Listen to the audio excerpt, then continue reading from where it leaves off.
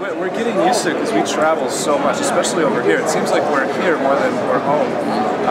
We do so many shows here. We've gotten really used to it, and we used to fly directly into a show. Like we'd land at, I don't know, 2 in the afternoon and go directly to play a show.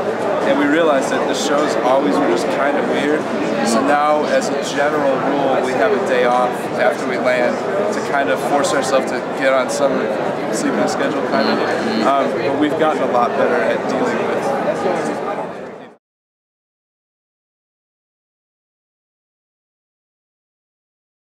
I've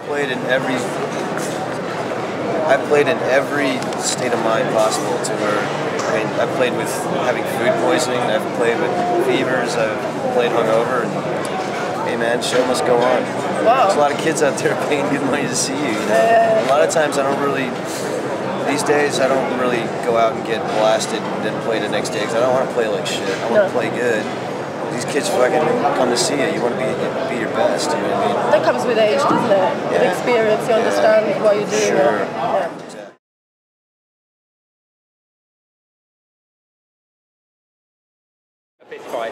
Usually towards the end of the day, there's always somebody, you know, at a Buck Cherry show, it's either fighting or fucking. And we've had both. I mean, I've seen tons of fights, tons of mosh pits. I've seen people having sex on the side. I've seen people in balconies having sex.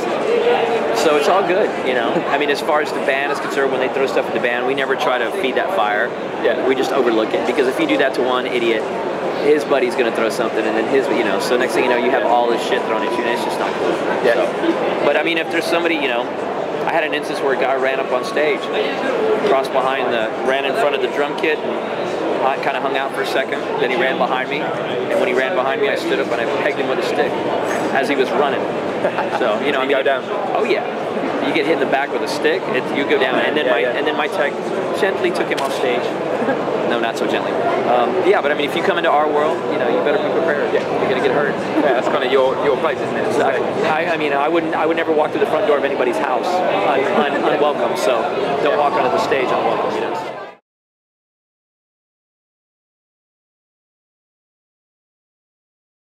Sit down on the Disclaimer, I've been drinking today. Down low. Normally, my normal warm-up routine is pretty much just straightforward single strokes and stuff. Like I use like a double bass pedal with a practice pad and a snare pad, and it's just basically like 20 to 30 minutes of single strokes, accenting patterns, paradiddles, double strokes, triplets, etc., etc. So I'll give you like 5 minutes if I was just back in the dressing room, just like hanging out.